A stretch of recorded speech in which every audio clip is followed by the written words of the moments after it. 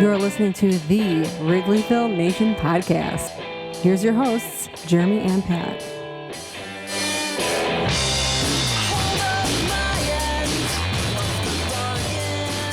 Hello and welcome to the Wrigleyville Nation podcast. This is episode 382 of the podcast. My name is Jeremy Deemer. I'll be your host, and I'm joined as always by my co-host. He's my cousin. He's high atop Wrigleyville tonight. How's it going, Pat? It's going well. It's been a great week. It's been hot. We had a holiday weekend. The 4th of July was here. Good times had by all, and a great time had watching the Chicago Cubs. We predicted last week, we talked last week about our powers of prediction, and we were on fire. We were calling the week every single week, and five in a row correct. 5 in a row correct on the predictions. Undershot my this week a little bit, sadly. Well, this week, and we got cocky last week, and we didn't want to abuse our powers, and because we said 5-1, we said this should be a 5-1 week for the Cubs, and we didn't want to abuse our powers, so we said 4-2. We dialed it back. We talked ourselves out of it, but we were right in our analysis, and the Cubs delivered a 5-1 week, sweeping the Guardians and taking 2 of 3 against the St. Louis Cardinals. To help us unpack the week that was, we'll preview the week that will be. We will talk about the All-Star Game and all kinds of news and other information to break down. Joining us, you know him from his work at his podcast and YouTube channel, The Setup Man. Kyle, thanks for taking time out to talk Cubs with us tonight. Yeah, absolutely. And I apologize. I don't know if it shows up on video. It has the wrong name on my my name there, but hey, yeah, excited to be here with you guys. We've invested in the Cubs, and that's the important part. Emotionally, financially, physically, all of the above. Yeah. I was at the game on Tuesday when Matthew Boyd pitched against Cleveland, the first of 3 straight victories against the Cleveland Guardians. 7 innings pitched, only given up 5 hits, 2 earned runs. He struck out 5. A great performance by Matthew Boyd. He steps up again. We had big plays also from Busch and Kelly. We'll talk more about them as the week that goes on here. But wow, the Guardians sweep. We'll start with you, Pat. We saw Suzuk and PCA continue to do what they do. We saw the bullpen bounce back. We were very critical last week of a lot of the things we saw there, and the bullpen pitched well, and the Cubs won 3 games. They were close, but they really needed to win those games. Yeah, I mean, I think we talked last week about after the Cardinals and the Astros series, kind of a rough week for the Cubs by this year's standards, not by most standards, sure. Game under 500. But I think our concern was, and we didn't even realize it when Boyd pitched until I didn't even realize until like later at the next day, I think, that we knew the Cubs starting pitching was thin. Having Imanaga back was a big boost in the arm, but Boyd had been the most consistent starter we'd had all year. And when you start off the week, we talked about it earlier, it's a 2-week or 2-game start for Boyd this week. So you figure that puts you in good stead. But boy, after scuffling against the Astros, it's really nice to come back and have Boyd be kind of the stopper there in that first game to get us back at home on the right footing and take care of business. No drama Boyd. And sure enough, it worked out just as we had planned, and the bullpen pitched well. And we saw some of the a foreshadowing of what would be with Busch and Kelly both starting to hit again, both of whom kind of had they've been really hot at times this year, and then other times they've kind of cooled off significantly, especially Kelly. He had a long stretch, and now he seems to be back on. So it was a very satisfying first game. Yeah, Kyle, the Cubs win the first game. They had a closer game for the next 2, including winning in extra innings. Your thoughts on the Cubs' performance against this Guardians team? Yeah, I mean, I on our show said, listen, if the Cardinals sweep the Guardians, we should sweep the Guardians, especially because the Cardinals, I believe it was at the Guardians, and this one coming in was in Chicago. And when you see 5 or 3 right-handed pitchers slated against the Cubs, you're just like, thank goodness. Like, let's get past all those lefties. And then, of course, that final game, just that weird situation with what is his name, Luis Ortiz, getting pulled because of maybe some gambling situations right before the game. And of course they say, well, then let's throw a lefty. And that's when it was like, okay, well, maybe we don't sweep these guys. So, I think for me, like Boyd, Shota, they did exactly what you'd expect. Shota roughed up a little bit with those 3 solo home runs, but then Cade Horton came out, and that was really fun. What a great outing.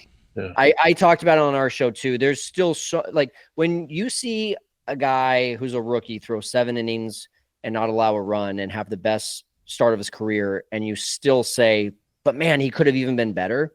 That just shows you the kind of potential that he has. And that's the exciting thing to me, is that like the strikeouts haven't translated yet. The command has sometimes been there, but he's been a little bit too aggressive, a little too wild in the zone. And he was on that night as well. A lot of 2-strike hits given up. And so I just think that there's a lot to be excited about with Cade Horton. But like you guys said earlier, light on starting pitching, Jed's got to go get a couple guys. Yeah, I was at that game, the Cade Horton game. Nice. On what was that? Thursday, right? Yeah, it was the Thursday night game. Thursday. And I was really pulling for him, especially after he got really roughed up the start before in St. Louis. So it was really nice to have him bounce back. You really like to see that from a young pitcher, being able to come back. He's faced some difficult circumstances here. He passed a test, I thought. Remember when he started that Friday Cubs-Sox game when the wind was blowing out like 500 miles an hour and the Cubs hitters were like teeing off left and right? And he gave up a couple home runs that probably would have been flyouts or infield pop-outs on some days. But, that was just a rough day, and he gutted through it that day.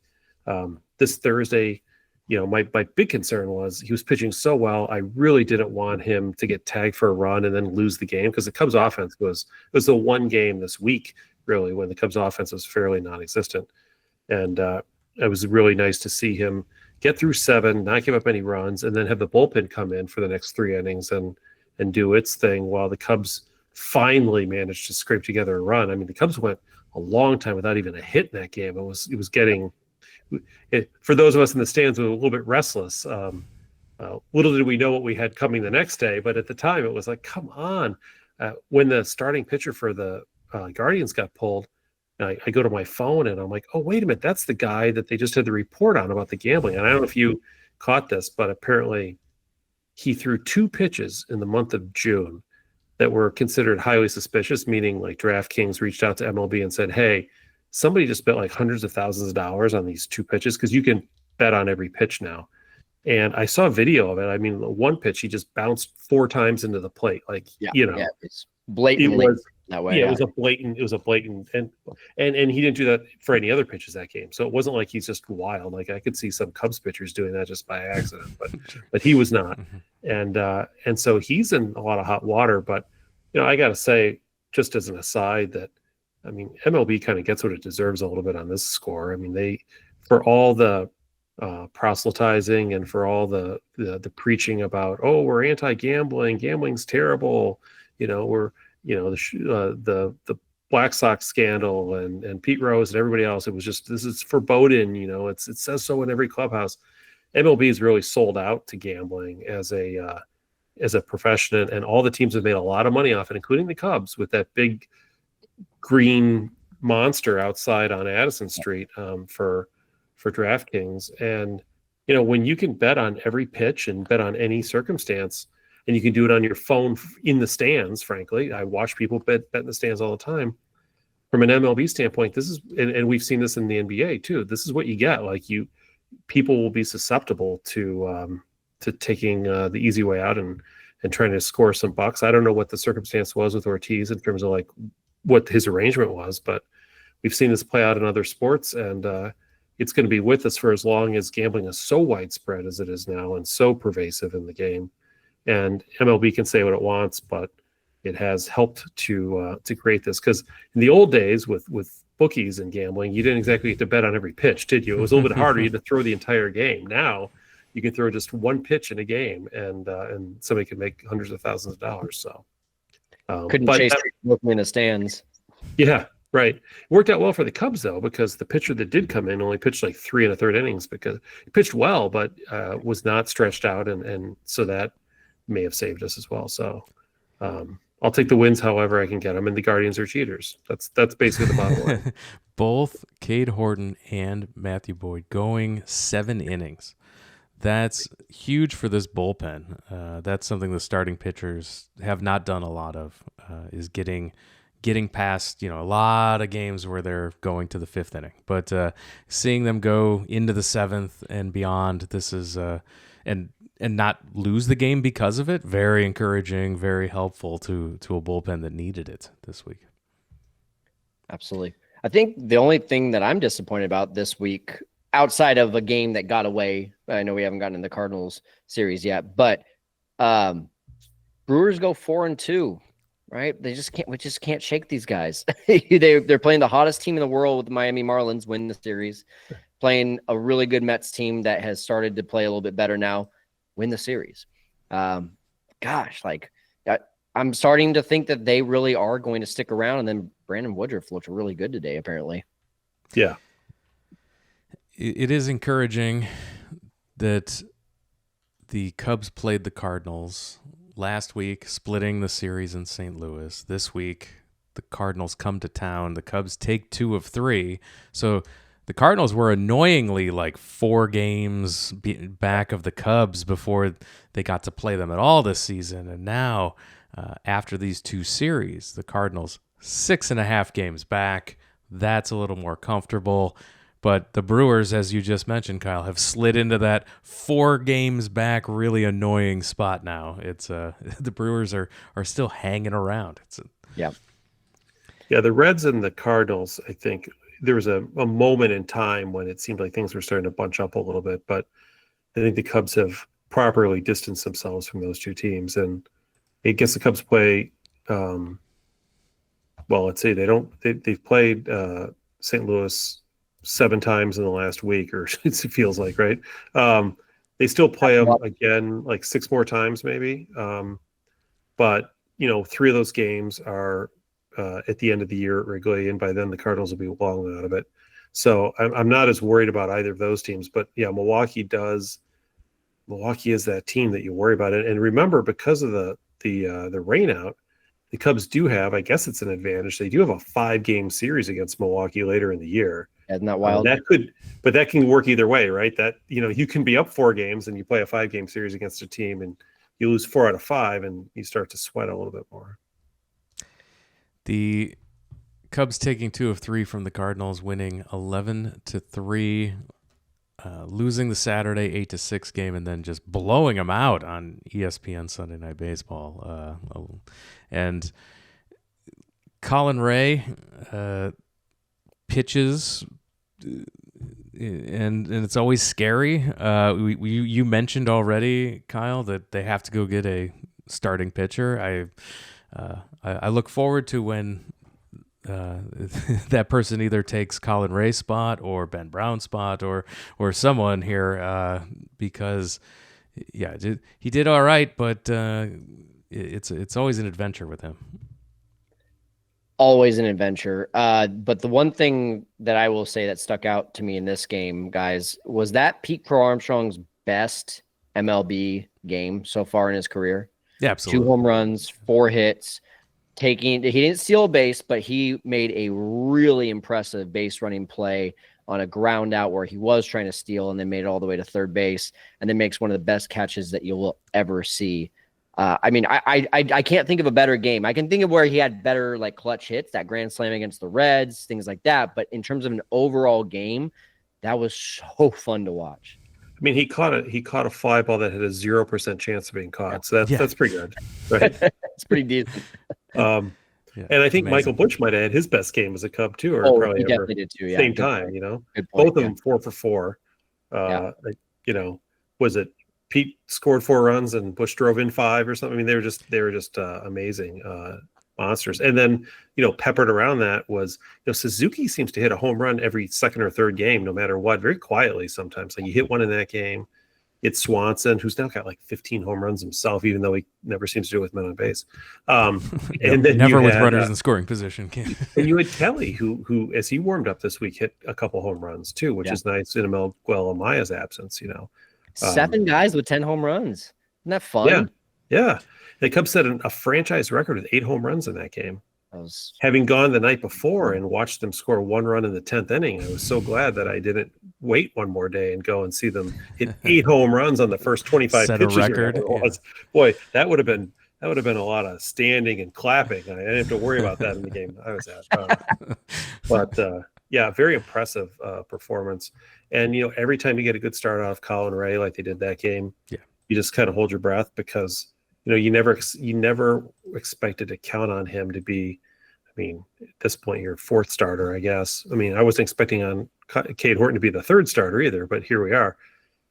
And so pitching well there really kind of helps start that series off again on a good foot. I like winning the first game of a series. It's a nice way to start off, and then it helped a lot ease the frustration on Saturday when the Cubs had a game they could have won. That's how it happens sometimes. But they're up 5-3 in the 8th inning, and the bullpen finally caught up with them. They used the entire bullpen that game. I felt like didn't they use 7 pitchers or something? Because they started a reliever. That's the problem. Like they're at the point now where they literally didn't even have a 5th starter for that game. So, and Colin Ray was sort of the 4th starter this week, meaning that they had to basically throw out the entire bullpen. It was frustrating. Anytime you have to use 7 pitchers in a game or whatever, you know that somebody's not going to have a good day, right? Just statistically or odds wise, but frustrating. Pat, where did you stand on, Cubs? A lot of Cubs Twitter was kind of divided. Some were saying live and die with Keller in that inning. And then others were saying as soon as he gave up the game tying hit, he should have been removed. What were your thoughts? So I don't, in a situation like that, I am not as hypercritical of the manager and the decisions he's making, because I feel like by that point in time, Council's hands are somewhat tied. He didn't have a lot of options, and had they taken Keller out and brought in like Porter Hodge or whatever, I guess would have been the next guy up. We've seen what can happen there too. I mean, he's just coming back off the injured list, and I know they were purposely trying to keep him in lower leverage situations for his first couple games back. So and Keller's been so good this year too. I mean, obviously, here I am saying I didn't mind leaving him in when the outcome obviously was I would have taken anybody at that point, but bring Birdie back. I don't know. It couldn't be any worse. Bring in Porter Hodge. But at the time I didn't have the same visceral reaction. I don't know. What'd you think? Oh, I'm very passionate about you live and die with him, especially because of the fact that it was basically a bullpen game, and he's been your best reliever. And I'm not even saying that arguably. I'm just talking in terms of numbers. He had a 1.82 ERA going into that game, the best in the Cubs bullpen. He had given up all of 1 earned run in his last 30 1/3 innings. 1 earned run, and he's gotten out of a lot of those situations. And he gives up his first home run. Okay. Red flag, gives up a opposite field base hit to Nolan Gorman to tie the game. When do you ever see Nolan Gorman go to the opposite field, especially on a first pitch?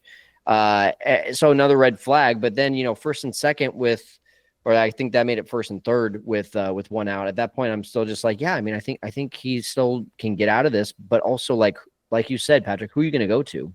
So I think it's silly to even think that was a situation that we should have been going to the bullpen quicker. Okay, Palencia. All right. Well, what happens if it's in a tie game and you've burnt out all these pitchers? Now you only have Porter Hodge out of the bullpen. It's just not that easy. It's not a video game, right? And it's absolutely you always, with your best guy out there, you're always going to give him more benefit of the doubt. If that game goes to 10 innings, you're bringing Matt Boyd out you literally would be out of pitchers. I mean, it was. And so I feel like at some point you have to conserve a little bit if you're Council, just for purposes of numbers and reality there. So But you know what? I guess my bigger complaint on a more like 3,000 feet level is that Council should never have had to be in the position of not having a fifth starter, let alone barely a fourth starter. So sorry, Jed, but time to get on your horse here. Like, Yeah. we're at that juncture now, right? Where we lost a game that we obviously very well could have won because we just are out of starters. We're out of horses. I will say for the record, we did have Jordan Wicks in the bullpen. So if it did go extra innings, you probably are going him. I suppose. Yeah. Yeah. But again, like, are Yeah. you really going to be excited about Jordan Wicks or about Brad Keller getting pulled for either Porter Hodge or even Daniel Palencia? You're like, okay, great. Now he's got to get a five out save and he's out for the next day. You know, I just don't think that there's an argument to be made that Keller shouldn't have had the rest of that inning. As it turns out, they needed Wicks for the next day. Yeah, no exactly. doubt. Saved them today. Yeah. Yeah, you had 5 guys pitch 1 inning each. So, and then you had, Pomeranz go only a third of an inning. So Flexen did the heavy lifting with 3 2/3. Yeah, Pomeranz having that bad start. Actually, talk about a guy who hasn't pitched well all year. His first earned runs of the entire season. He gave up 2 earned runs, and now his ERA is .76. But of course, Counsell would have loved for him to pitch an inning or even 2 innings. I don't know what the plan was going into it, and not have to. You don't want to have to take out in a bullpen game the first pitcher with 26 outs to go. Still, I mean that kind of set the whole day on a downward trajectory. But the Cubs came back on the Sunday night game. My God, the presentation of ESPN Sunday Night Baseball we talk about every year. I always forget how bad it is until I have to sit and watch a game. My God, not my favorite. Cubs dominate. This was a super fun game. We saw another home run for Seiya Suzuki. You mentioned him doing it quietly. He's doing it too quietly to where he's snubbed from the All-Star team. We'll talk a little bit about the Cubs All-Star selections here because Seiya Suzuki not an All-Star. I texted you during the game, Pat, that it reminds me of the year that Jake Arrieta in 2015 wins the Cy Young but did not make the All-Star team. Seiya Suzuki might set the all-time National League RBI record this year, but is he an All-Star? No, it's before we get too far into Suzuki, I just want to say thank God for Matt Boyd again. Yes, he stopped that bleeding after yesterday. That's the second time this week he came in after a tough loss, and helped right the ship. And then by the time Wicks came in, it was a blowout, and they could afford to have him eat some innings, which is a perfect opportunity for him to come in. But yeah, to your other point, having Suzuki and Pete Crow, Armstrong, all the usual suspects. Michael Busch had another good game. Speaking of guys who were snubbed for the All-Star team, the Cubs. We talked a couple weeks ago about how was it 1980? Was it 1988? Not the year they won the division, but the year before when the Cubs had like 6 All-Stars, like Vance Law made it as third baseman, and then they had all these. And this year, the Cubs have struggled to just get 3 guys on the All-Star team, and it feels like they should have like 5, right? Like it 100%. It really is. And yeah, there are other guys in the National League who are having good seasons. One of the reasons why I think Suzuki was a victim was because of the one player from every rule or from every team rule, which is stupid. Sadly has helped the Cubs out a couple times, I guess. If you say having Steve Swisher or Jason Dubois or somebody on the All-Star team, Lahair and Lahair, yeah, man, Lahair. But yeah, Kyle Stowers is the lucky guy from the Marlins who got that spot, and the Rockies catcher, nice young man, made it over Kelly, who was obviously having a better season, and that's not even including Busch, who of course didn't get it because Freeman is popular with the fans, and Matt Olson has a long track record of being good first baseman. But you could make the argument that he earned it over either or both of them. The sad part is Suzuki, if somebody doesn't play in the game, if there is an injury or somebody pulls a phantom muscle like usually happens. Sure. He still probably won't make the team because it'll be like Juan Soto instead. It'll be Juan Soto. Yeah, Juan Soto's next in line. Yeah. So so that's frustrating, I think, for the Cubs. I mean, he's having a great season. He's on pace to hit like 40 home runs and drive in, 100 and almost 140 RBIs. I think that's a pretty good. We still have 6 games to go before the All-Star break too. I really hope that he and Busch just go on heaters this next week in Yankee Stadium on the road, right? And just tear it up. And then, the All-Star, I would love to be in a position where Suzuki is so hot that somebody does miss the game and they're like, what do we do? Because we want to have Juan Soto, but Suzuki's now got like 91 RBIs and he just hit like 8 home runs this week. He's like, I'd like to force that issue a little bit more because he's definitely deserving, but he's going to have to really outproduce, especially as a DH now, I guess, really outproduce anybody else in order to make the roster. What do you think, Kyle, about the 1 player per team rule?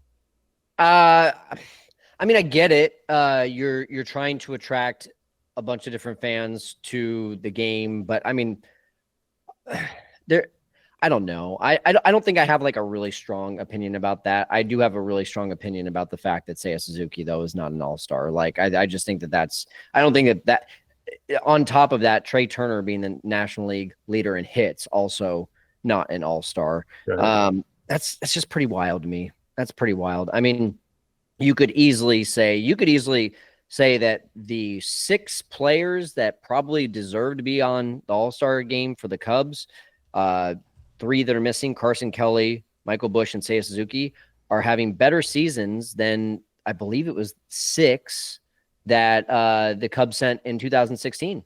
I'm pretty sure they sent 6. You could argue that these 6 are having better seasons on my wall here somewhere. There they are, way up there.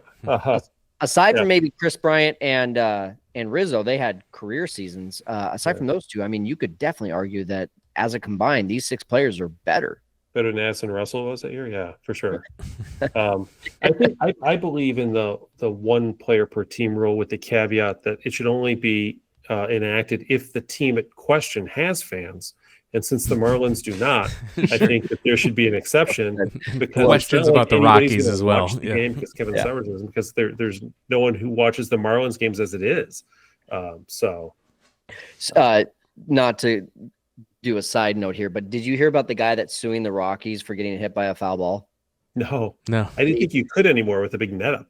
Well, I think it was like 2 or 3 years ago, but it's finally getting to court. And he said, the reason that I got hit is because the product on the field is so painfully bad, I wasn't paying attention.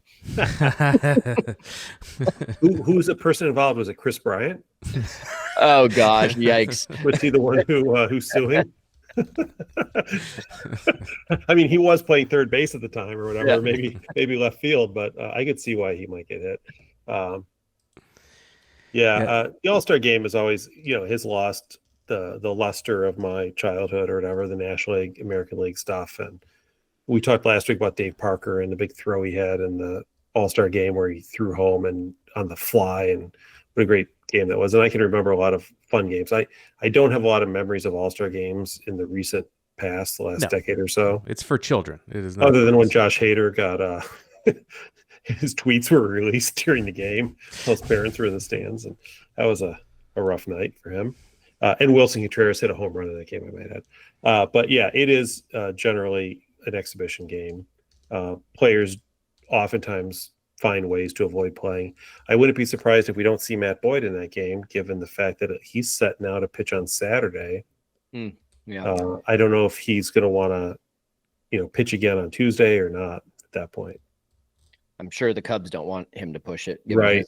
Because with his injury history, I'm sure that's the last thing they want. But we were just discussing concerns about number of innings pitched for both him and Cade Horton coming up here. If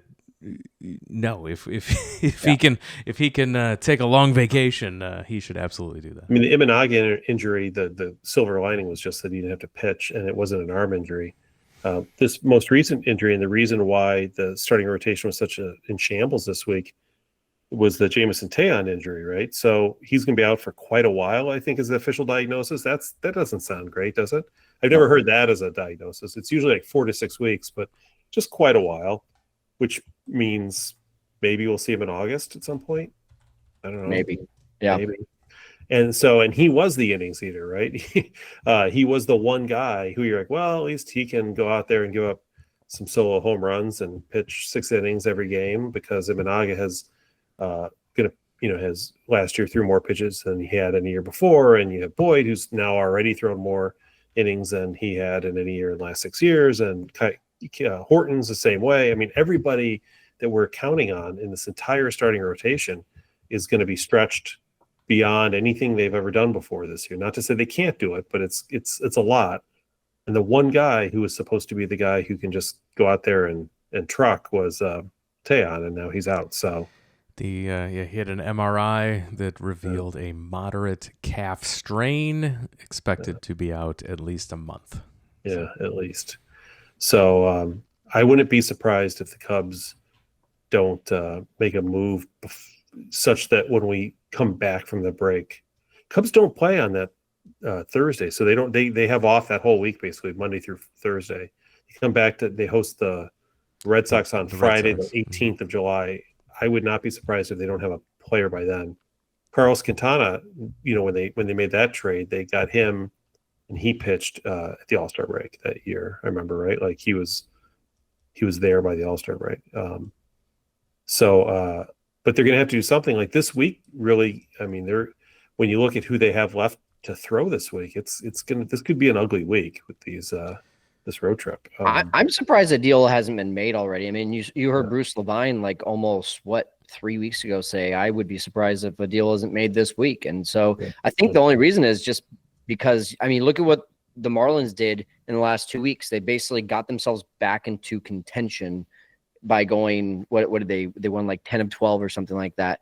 And that, even though they're like 7 games under 500, that feels like they have a shot to make the playoffs, which is just ridiculous, but it makes for a lot less sellers, or a lot less teams willing to sell early, which makes the Devers trade even more interesting because of just how the Red Sox really weren't out of it. But I mean, I just am surprised that there wasn't at least like someone that they went out and got at this point. The Marlins somehow brought themselves back into contention while also cementing the fact that Sandy Alcantara is a terrible pitcher. At the same time, he's been bombed the last couple of times out. Like, so it's like, wow. Like, I mean, if you can buy low with him, I say go for it. Like, if all it takes is one top prospect and one bench guy, take John Birdie, take Vidal Brujan back, whatever you want. But I would buy low right now with the high upside on him. Yeah, I don't know if they're. Who knows what they're willing to do? They are the Marlins after all. But yeah, it's a weird scenario there. I did see that the Washington Nationals fired their GM and their manager today, clean sweep. So there might be a place where you can rummage around. And once they get a front office in place, hopefully they can make some moves. Rummage around is probably the most accurate description of what happens with the Nationals organization. That's great. I feel like the Pirates are softened up now. They're ready to sell. There can be some teams out there, but the Cubs just don't have the luxury of waiting. They can like as you said about the Brewers, you don't want to let them back into this because you kick 2 starts here, where you don't have starting pitchers and you get beat and you end up going 2-4 this week while they go 5-1 or something because you didn't have competitive starting pitchers on the mound, and you can't you can't get away with that for very long. And right now the Cubs only have 3 starting pitchers that are actually credible, I think. Yeah, let's look ahead while we're talking about this to next week. It's the final week before the All-Star game, and the Cubs are on the road in Minnesota. Friend of the podcast, Matt Trueblood, will be in attendance for those games. At Minnesota for 3 games, and then at the New York Yankees before the All-Star break. You mentioned it with the pitching the way it is. Could be a tough week. The Twins are not that good. and the Yankees are scuffling. No, they'll be fine by the time we play them. Don't worry. They're 3-7 in their last 10 games. They've lost. They're now tied for second place in the division behind the Toronto Blue Jays. So it's going to be tough. I can't. I don't know what we want to do this week, Pat. Do we use our powers for good here and try to salvage a couple extra wins for the Cubs? Let me give you the upside, which is the Cubs do have a double Imanaga start week, right? True. So thankfully, and hopefully he pitches well. Boyd pitches in one of the games against Fried. That should be a good game in New York. But it goes Imanaga, Horton, Ray, nobody, Boyd, and Imanaga. When I say nobody, I mean they don't even know probably at this point. So that's a pretty soft middle of the week for rotation wise. So you're going to have to win these Imanaga games and the Boyd game if you want to go 3-3. And that's what I'm going to hope for as the optimist in the room, is a 3-3 week. Treading water basically until they get reinforcements. I want 4-2. That's what we want. Yeah, but I don't know. Like you said, the Twins aren't that impressive. I mean, the Brewers went in and swept the Twins in their home. It's all about when you play teams, not who you play. And the Yankees, there will be Cubs fans in attendance, so that's good. Yes. Absolutely. Yeah. And I just don't think the Yankees have been playing all that well for a while. And I don't know. I have a good feeling it'll either be a sweep against the Twins and then lose, or maybe even win a series against the Yankees, or it'll be a one series and then a one series. Now, with that being said, I don't have very fond memories recently of the Cubs going into Minnesota or New York and doing well. So there's that as well. Yeah, I'm feeling 3-3 this week, and it could be win a series, lose a series. But treading water is what I'm hoping the Cubs can cruise right in, because and I hope that either, because I don't know what they're going to do with Boyd in the All-Star game too. So this will be interesting. So I'll say I'll play it a little more conservative, 3-3. That bit us last week. We'll see. Hopefully it does it again in the positive direction. Maybe the Cubs win the first two in Minnesota and forfeit the third game since they don't have a starter anyway, and then rest up and go to New York and win 2 out of 3. Do you think they do like a bullpen game with Flexen in there as well, or do you think maybe they might even do a piggyback of like Flexen plus Wicks? I think they're gonna definitely do a Flexen Wicks, or bring somebody up from AAA, which is a little bit dicey right now because the guys they might want to bring up are not on the 40-man roster. But I think they need, I think they'll see how the week goes the first couple games too, in terms of how they have to use the bullpen. Because if you have to go to the bullpen extensively in either of those first 2 games, it's going to really set you back. I think Jordan Wick's performance tonight gives you an option. You feel a lot better about piggybacking him with Flexen. If he's ready to go, then if he's not too tired by then. He did pitch 3 and a third, something like that. Yeah. And we any last thoughts before we get into our Cubs player profile, Pat? I guess my thoughts, and we've discussed this, is the Cubs need to start dealing. They need another bench player. They need another starting pitcher desperately now, even more so than last week when we talked. Right now, it's crisis mode, and they still could probably use another relief pitcher, but that may come in the form of somebody getting healthy. Is Eli Morgan ever going to become healthy, or good question, or anybody? I mean, it seems like it's nice to have Porter Hodge back, but it would be a nice shot in the arm if Morgan got healthy, or if Brown resurfaced at some point and maybe in August, early August, and could pitch late in games, or out of the bullpen. I think they can probably wait right now on a relief pitcher till the trade deadline. Honestly, that'll be the time when teams that are just by then out of it, like 3 weeks from now, have an extra pitcher. We've been in that spot, right? Where like just trade them, like he's a free agent at the end of the year. Like just get like, and most years we do, but occasionally we don't. And it's like, why did you keep him? Like, why didn't you do that? And then they just release him at the end of the year anyway. So I could see them getting a pitcher then, but the starting pitcher has to be done now. That's got to be priority number one. Kyle, do you have any hopeful targets at the starting pitching position that the Cubs could go out and get? It's all the same names have been thrown around. The Mitch Kellers, the Bubics, or Bubich, however you say his name. It's those guys. I just think you have to get two. I don't think one is enough. I think you go for a guy that you know is going to be a horse, and then you get a different guy who either is going to be higher risk, aka Sandy Alcantara, or a little bit more steady, aka Mitch Keller. But I could also see them getting a reliever. But my question for you guys is, when you look at just how piss poor this bench is, and you look at like the only reason Vidal Brujan is still on this team is because he can also play the outfield. So there's his quote unquote value. The only reason John Birdie is still on this team, I actually don't know why John Birdie is still on this team. He can still second base. Yeah, he's got speed, and he can be a relief pitcher when you need him as well, apparently. And then Justin Turner, I mean, you know, obviously it's the personality in the clubhouse thing with him, but all three of those guys add up to be a whole lot of nothing coming off the bench.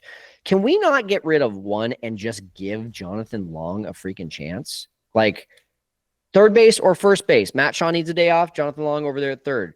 If there's a lefty, tough lefty, and now that apparently Michael Busch is going to be starting against lefties, if it's a tough lefty, try him out there. Like it's better than what we've got going right now. Like it's getting to the point where it's just like, what does this guy have to do? He's batting .315 with 13 home runs down there. So we're in this spot where, and you know, other teams seem to manage this. The Cubs have, I think, in the last 5 years, this is one of my slight criticisms. Cubs have not been good at being able to work in young players.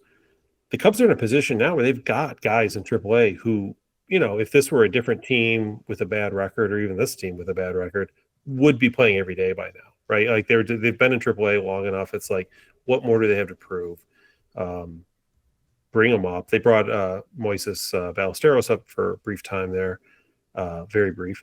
But when they do bring guys up, they just rot on the bench and never play, right? So, you know, I know it's hard in a pennant race to bring up young players, but like you said, between first and third, I mean, I'd love to bring up a guy who can play outfield. I know the tricky part is you've got starting all-stars in two of those spots, and Suzuki's your DH. So, and Ian Happ's a longtime veteran. So they just don't. I'd still like to see PCA get a day off at some point. You sure would, right? Like all these guys,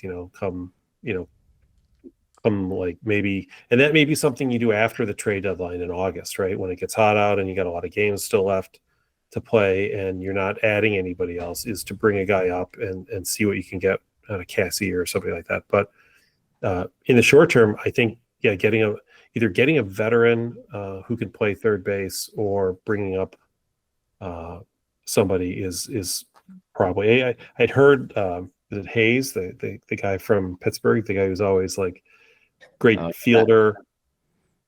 That would make no sense. Yeah. He's one of those guys who's been on the cusp of stardom for about 4 years now.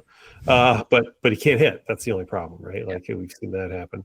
But they're going to have to do something. And if they want to get a veteran because they feel more comfortable, fine. But they got to get somebody because they need a backup infielder and they need somebody who can play in the outfield. And right now, and more than anything, you got to pinch hit, for God's sake. And is Amaya coming back anytime soon? I guess maybe after the break at this point. Then they're going to be in an interesting position. Do they carry three catchers instead, right? Because they're out of options on McGuire.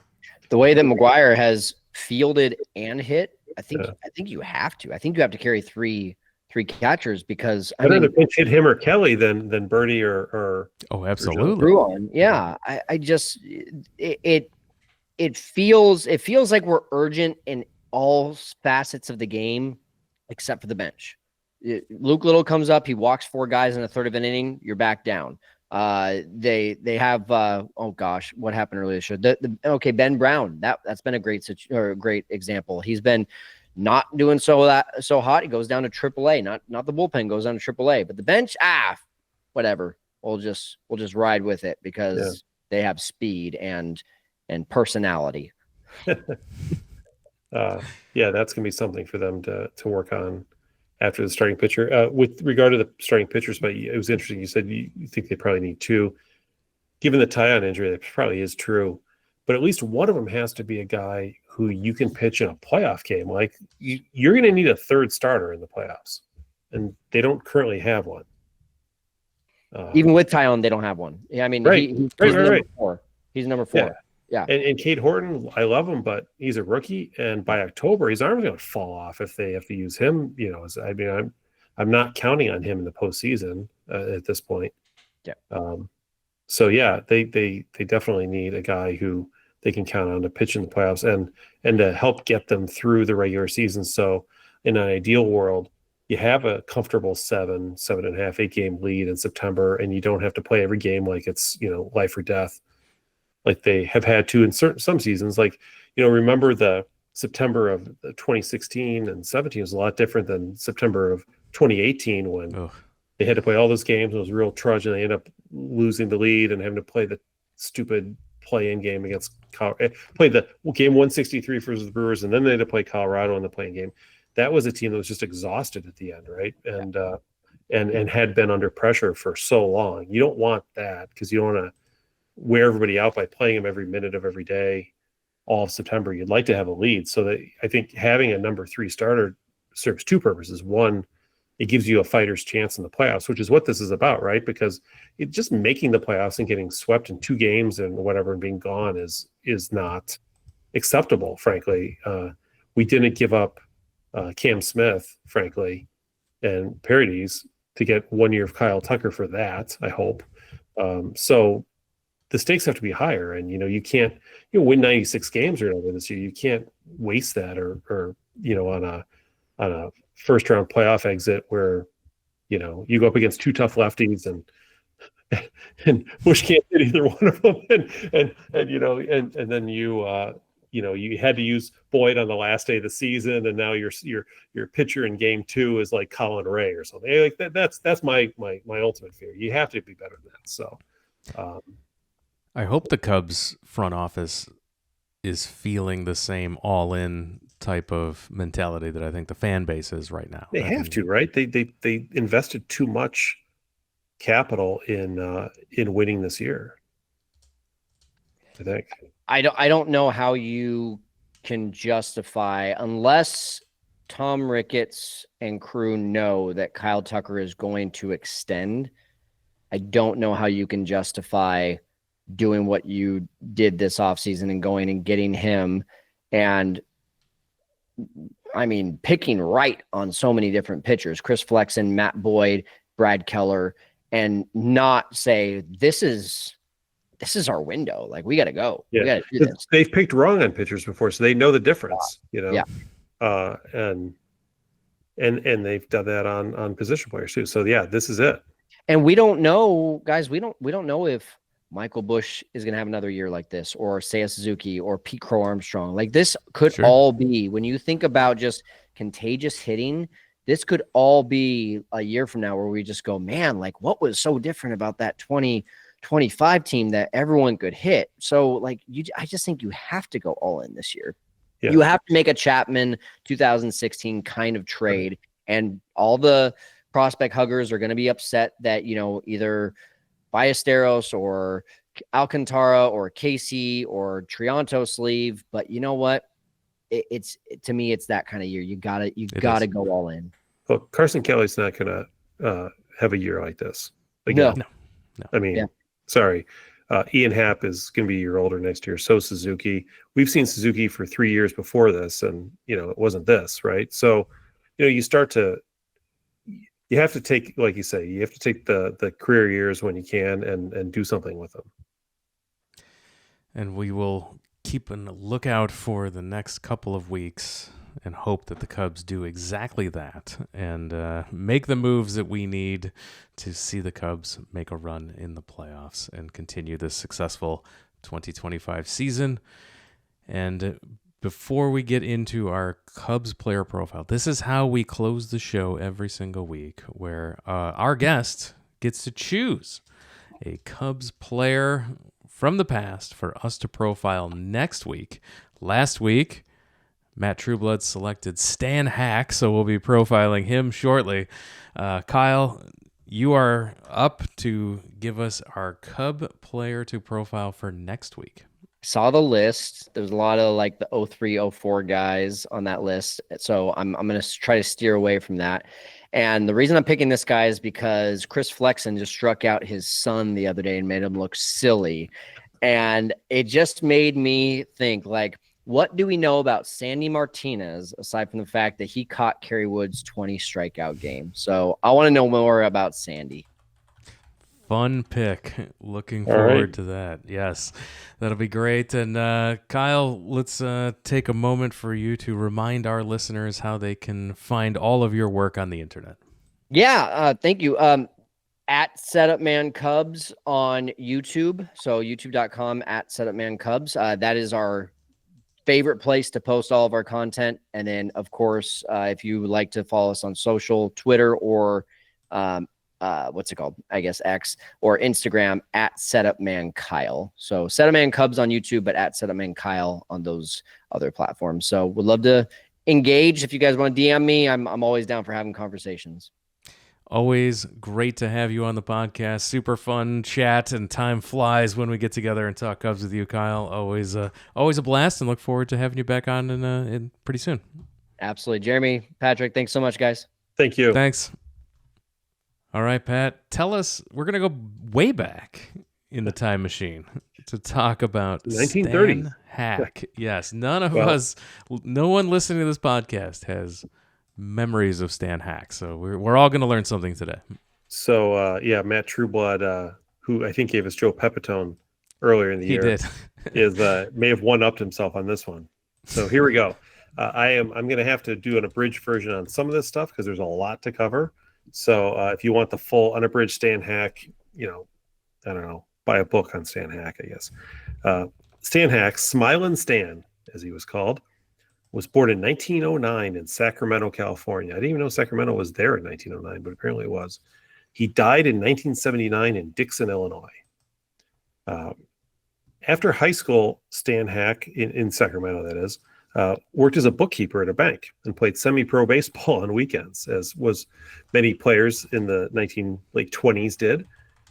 He signed a minor league baseball contract in 1931 in the Pacific Coast League. And at the conclusion of the season, he had his contract bought out by Cubs own GM Bill Veeck. Bill Veeck Sr., I might add, not the one who you may remember from more recent times. And so Bill Veeck bought out the contract for $40,000. And so 1932 was Stan Hack's rookie year. He went straight from the Pacific Coast League to the Cubs. There you go. And remember, this was kind of the Great Depression era too. So money was tight, and $40,000 was a decent amount of money to sign a player for. And they didn't really spend a lot of time in the minors necessarily. So in 1932, the National League decided it was going to require teams to have uniform numbers on their jerseys. So for the first time, the Cubs had to assign uniform numbers. So Stan Hack was given number 31. He is the original 31. Wow. Because they at the time they gave them like 1, 2, 3, 4, 5, 6, 7. They just went in a row, except they did not give anybody 10, 20, or 30. They didn't do anything that ended in 0. I don't know why. He took Hack Wilson's role. Hack Wilson had left the team, an older guy, and Stan Hack took his role as pitcher Pat Malone's drinking buddy. So his assignment during the season as a rookie was to stay out as late as possible at night with Pat Malone. He was at the time a part-time player. He shared third base with Woody English until the time when Bill Jurgis was shot by his ex-girlfriend, and English had to move to shortstop, and Hack played third base. The shooting, by the way, was the inspiration for a book called The Natural, which was made into a movie starring Robert Redford. So that was a shooting that occurred at the Hotel Carlos, room 509. For those of you in the neighborhood, the Hotel Carlos, later as I knew it as the Sheffield House, went from being a hotel to a men's tenement, and then is now sells luxury studios for $1,400 a month. And it's located at 3834 North Sheffield, just north of Grace. It is on the west side of the street. And if you walk by, you'll know the building because it still has the Hotel Carlos etched in stone over the doorway. So that was the site of the famous shooting of Bill Jurgis. And there's a whole story behind that we won't get into, but needless to say, it was a monumental moment in future baseball history. That was a season when the Cubs fired their manager, Rogers Hornsby, future Hall of Famer at the time, Hall of Famer. I don't know. They didn't even have a Hall of Fame yet, but they fired him in August and replaced him with longtime Cub great Charlie Grimm. And something funny happened. The Cubs got super hot and they went to the World Series. So as a rookie, Stan Hack, as a rookie Cub, got to go to the World Series. The Cubs unfortunately lost to the New York Yankees in this World Series. That is the World Series in which Babe Ruth called the shot at Wrigley Field, as you may recall. If you're going to wonder at the end of this, Stan Hack is sort of the Forrest Gump of his era here. So yes, he was around. He was around the shooting of Bill Jurgis, which allowed him to play third base, which made the natural. And now we've got the Babe Ruth calling the shot. Hack's only appearance in the World Series was as a pinch runner. However, shortly after the World Series ended, FDR was elected president. And meanwhile, Hack married his high school sweetheart, Dorothy Wiesel, who was a highly ranked tennis player. In fact, she was at one point ranked third in the United States among women's tennis players. More famous of a sports athlete than he was at the time. So that was his rookie year in 1932.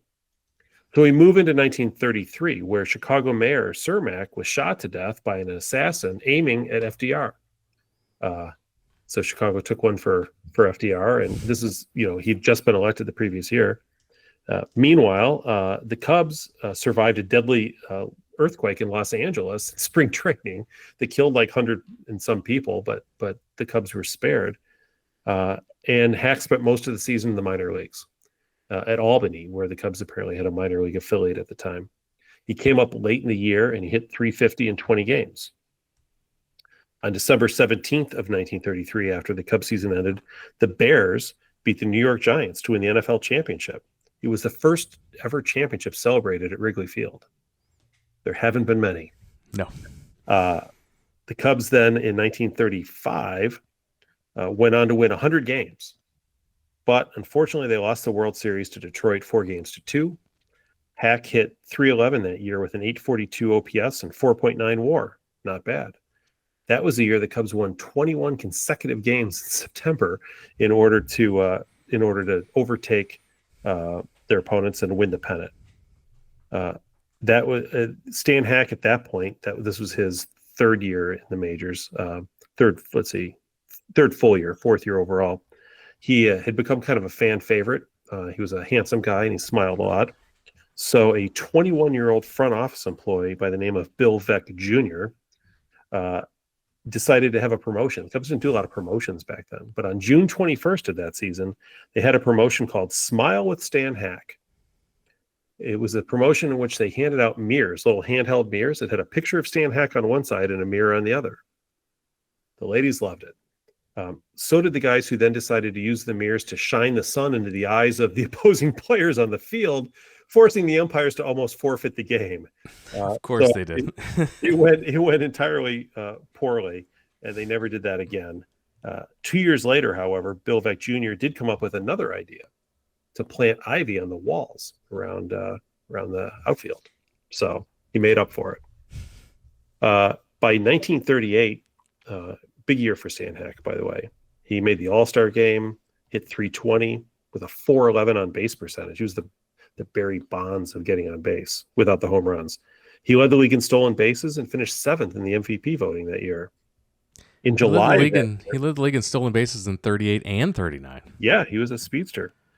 In July of that year, Charlie Grimm was replaced. A lot of mid-season firing of managers. He was replaced as manager by the catcher, Gabby Hartnett. And on September 28th of that year was one of the most famous Cubs moments that most younger fans don't know, called the Homer and the Gloman. It was the game against the Pirates late in the year when the Cubs were a game and a half behind, racing for the pennant, and it was foggy and getting dark. And Gabby Hartnett hit a home run through the fog. No one could really see it, but apparently left the ballpark. And the Cubs won the game, and they won the next day and went on to win the pennant the day after. The Cubs went to the World Series, where they lost, unfortunately, 4-0 to the New York Yankees again. However, Hack hit 471 with a 1.029 OPS in the World Series, so it wasn't his fault that they lost.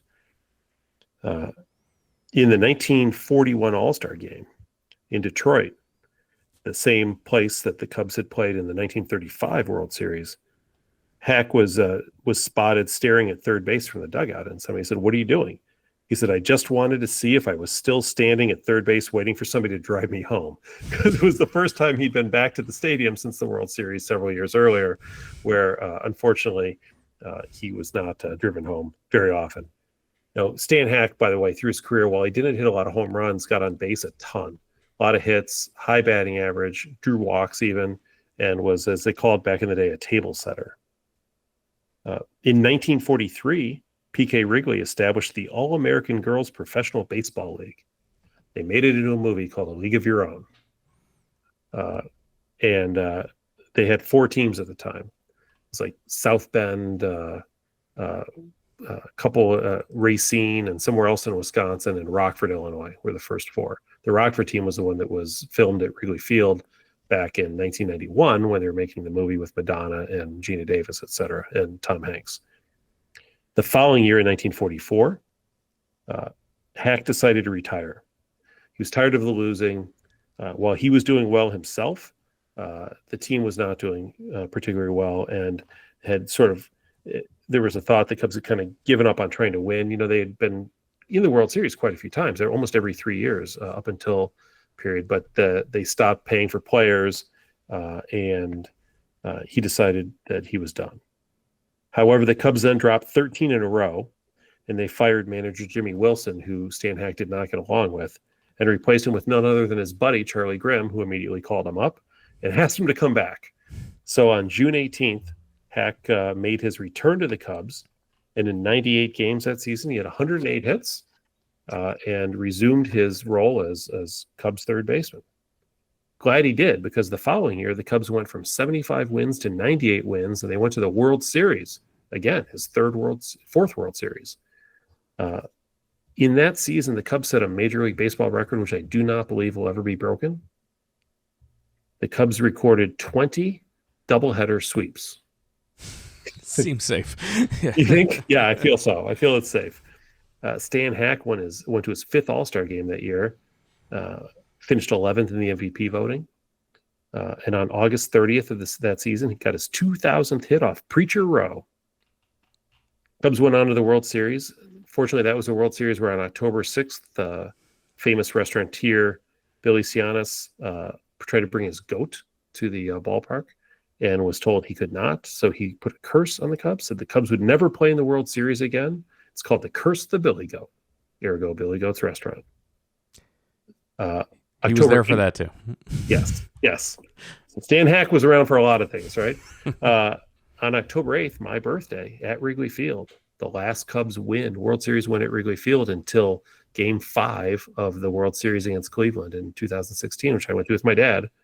On October 8th of 1945, while my dad was still 15 days old, so 17 days old at the time, I think, Stan Hack got a double in the 12th inning over the head of Hank Greenberg, Detroit outfielder, to win Game 6 of the World Series, sending the Cubs to a magical Game 7. Fortunately, the Cubs lost to Detroit in Game 7. It was their 7th World Series loss in a row, meaning like literally they lost 7 World Series in a row since their last championship. And then after the 1947 season, Stan Hack decided to retire, and he managed in the Cubs system for 6 seasons until 1954, when Phil Wrigley fired manager Phil Cavarretta, who was a Cubs legend at the time and a Hall of Famer, in spring training. It was the first time a Cubs manager had ever been fired in spring training, and apparently the firing occurred because Wrigley turned to Cavarretta one day and said, "How are we looking this season?" And Cavarretta basically said, "We're going to be second division. Like, we just don't have what it takes. We're not a good team." And Wrigley found that to be overly pessimistic. So he fired Cavarretta, who was shocked that he had just been fired for telling the truth. But they were in a real quandary because they needed a manager, and they just fired one of the most popular Cubs of all time. So they brought in another very popular Cub from all time named Stan Heck, who took over and managed the Cubs for 3 seasons. Unfortunately, they went 196 and 265. So they finished 69 games under 500 because Phil Cavarretta proved to be correct. The team was not very good, and so Hack had a difficult situation. However, in his first season as Cubs manager, he did oversee the Cubs. Ernie Banks and Gene Baker, who are also on my wall behind me, established themselves as starting players at second base and shortstop for the Cubs as the Cubs integrated their first African-American players into the team. 2 of the first National League players post Jackie Robinson, really, apart from the Dodgers, to play baseball in the National League. So Stan Hack, as manager, got to oversee that experiment, and experiment worked quite well, as it turns out. Both Gene Baker and Ernie Banks acquitted themselves quite well there. In fact, Phil Cavarretta had said that Baker and Banks were 2 of the only good players in the system about a minute and 8 seconds before being fired, when he was explaining why the Cubs were going to be in the second division. Again, correct in his analysis. Yes, correct in his analysis. Hack ultimately retired, and in 1966, he and his wife opened up the Landmark Restaurant in Grand Detour, Illinois, about 100 miles west. I looked it up. It's near Dixon, Illinois. If you took North Avenue and kept going, you'd more or less run into Grand Detour. It's a population of about 500 people. His restaurant was famous for having a lot of Cubs memorabilia on it. Not surprising. So in addition to his All-Star games, Stan Hack finished in the MVP voting 7th, 8th, 11th, 12th, 15th, 19th, 20th, and 26th during his career. In 16 seasons, he hit .301 with a .791 on base plus slugging percentage, had 100 runs 7 times, led the league in hits twice, stolen bases twice, all with only hitting 57 home runs. In the postseason, he played in 4 World Series, 18 games total, hit .348 with an .857 OPS. Quite good. Bill James said that he was the 9th best third baseman of all time, ahead of Pie Traynor, Jimmy Collins, and George Kell, and said that he absolutely deserves to be in the Hall of Fame. Phil Cavarretta also echoed those thoughts and said that he doesn't understand why Stan Hack never made the Hall of Fame.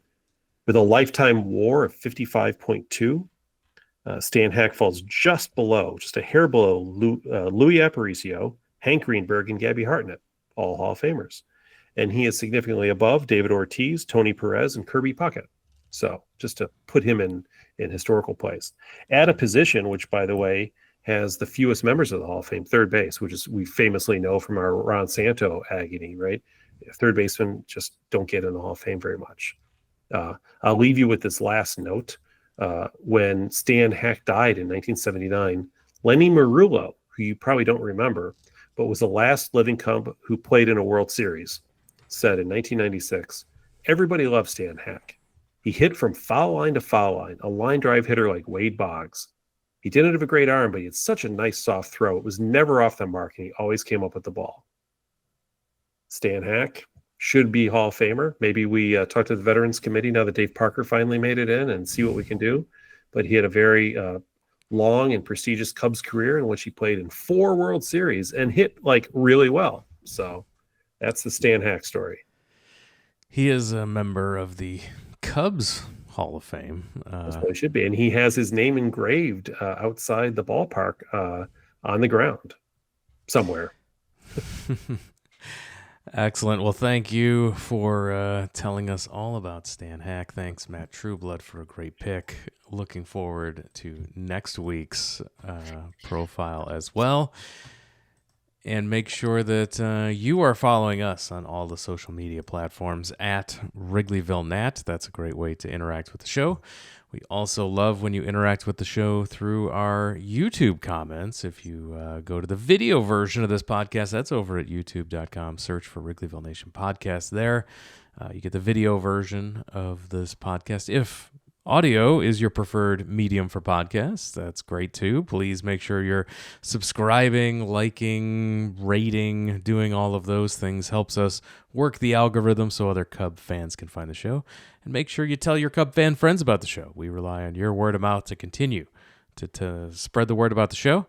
And if Spotify is your podcatcher of choice, you can have the audio version, or you push a little button, you get the video version is there, just as magical as well. You can, if you missed last week's podcast, Pat had props for his Bill Buckner recap, so you definitely want to check out the video version there. Even if you listen to the audio version, you just hit the button and it'll flip over to the video when you're ready to check out the player profile last week. So with that, we are going to wrap it up. We're going to call it a podcast. All the links I described, everything we said. Don't forget the store. That's another great way to support the show. Go buy yourself a t-shirt, a mug, a hat. We have all that stuff available. WrigleyvilleNation.com. Click on store. Go to any of our social media platforms at WrigleyvilleNat. The store is pinned to the top, and it will take you there to buy yourself some merch and help support the show. And with that, we're going to wrap it up and call it a podcast. Pat, thank you for joining us. Thank you, Jeremy. Thanks again, everyone, for listening, and we'll talk to you again next time.